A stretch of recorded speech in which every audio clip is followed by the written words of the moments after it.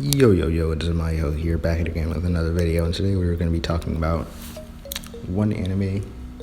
actually no, two animes, and comparing the two main antagonists of the story, and those two animes happen to be Shinsekai Yori, or From the New World, and Tokyo Tribe 2,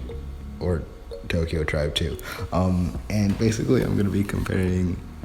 their main two antagonists, as I said before, and those two antagonists are Skunk and Squealer, and Squealer is not entirely human, but a naked mole rat human, basically. And then Skunk is just a man of short stature, a short king, as you will, even though he's like 3 feet tall and he's not really much of a king, as we'll go on to see by the end of this video. And basically, when I was watching the two shows, or after I watched Shinsekai Yori and I started watching Tokyo Tribe 2, I saw a lot of similarities between the two characters, and I wanted to make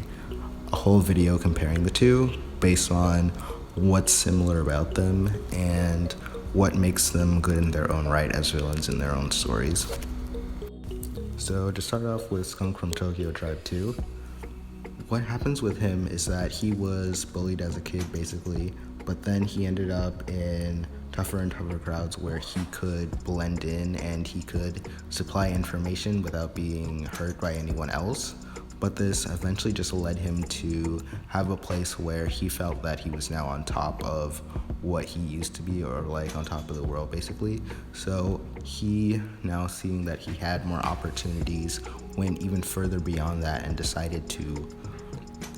try to take over this organization that he was working with. And it kind of made him super overconfident in how he acted and how he operated as the story continued, because at the very beginning of the story, he actually seemed like a fairly nice guy and operated with his old friend, and he still liked and appreciated him. But as the story went on, he realized that he could have more power within this organization, and then he started to betray his old friend and eventually try to rise in the ranks of this organization. Versus someone like Squealer, who is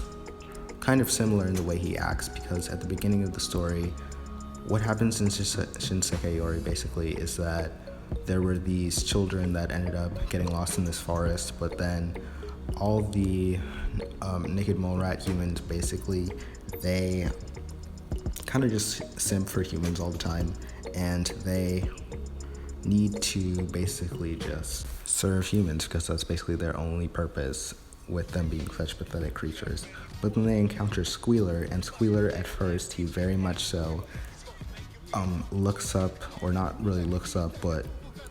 tries to put himself in a position where he is their servant, like most definitely and most loyally. But as we see that his intentions are not that clear, we start to see that he was trying to betray them because he does not like humans.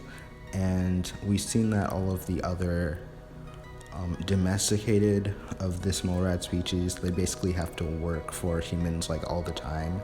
But Squealer is basically different, even though at first he very much seems like he's going to do this. But then as the story continues, he begins to betray more people, start lying more, until he is basically the leader of all of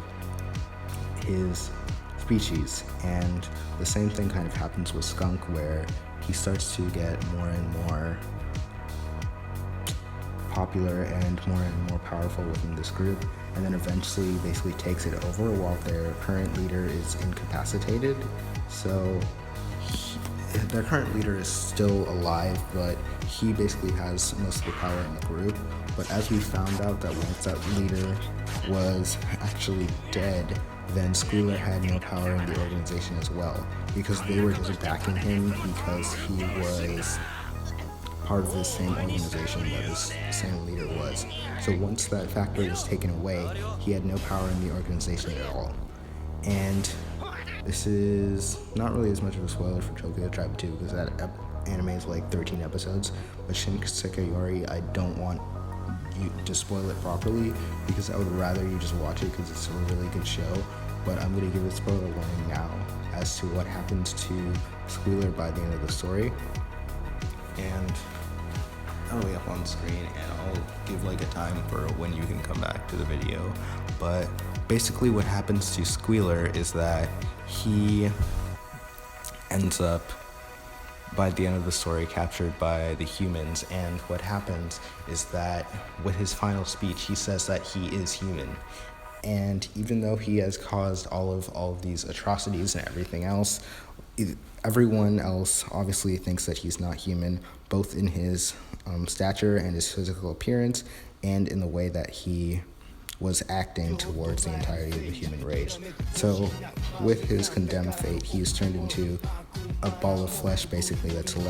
left to live and rot for basically all time. So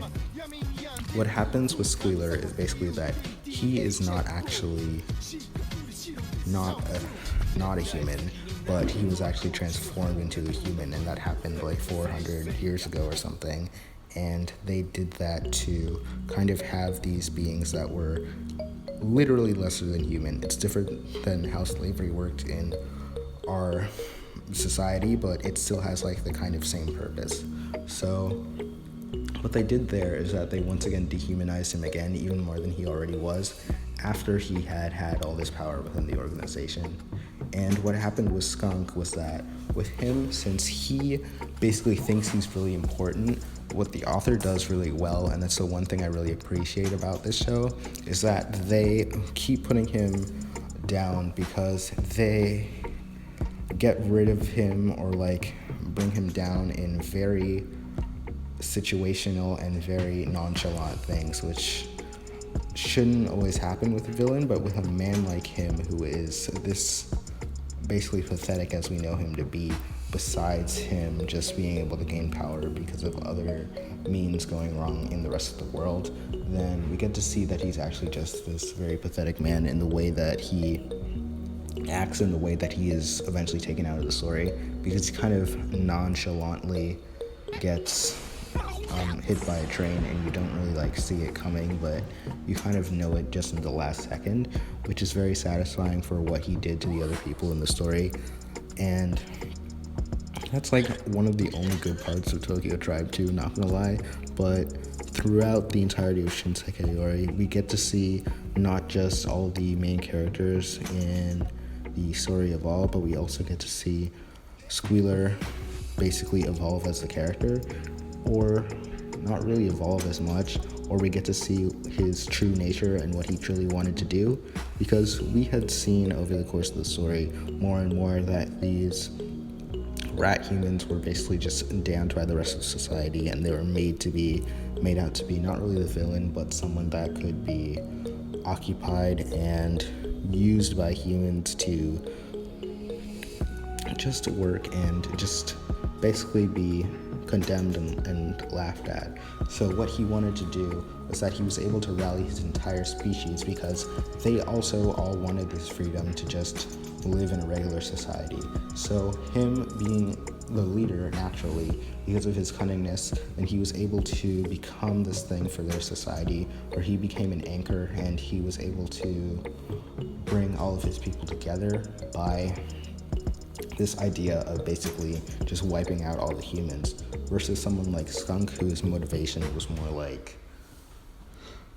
just to get out the back at the world that wronged him. So it's kind of a completely different scenario, because Skunk was basically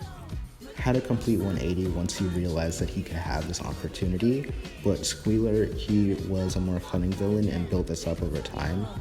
And even though they have many similarities in the way that they're connected to just like their height and all that other stuff, but the way that they execute their plans is very similar, even if the way that Squealer does it in his own like intelligence and stuff, he's more cunning, which makes him a lot different from someone like Skunk. And they also have this whole connection to genocide, which Squealer only has that because he actually did the genocide, and Skunk has that because they're kind of making him out to basically be some kind of representation of something close to Hitler, because at that point he gains a mustache, and then he's kind of seen as this more authoritarian viewer in the way that he now has like this newfound coat, and then like all the other people in his organization, they start wearing like proper uniforms. So he's building this up as like a regime that like is going to be able to take over like these different tribes in Tokyo, which is the basic premise of the story. But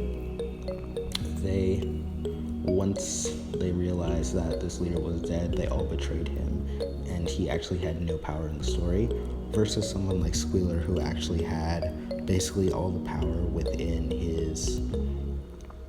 race, because all of them wanted this, and he was able to stand up amongst the rest of his species, making him one of the great ones. And that's pretty much it for the video. If you liked, please do like, comment, subscribe, and all that other stuff, and I will see you tomorrow with another video.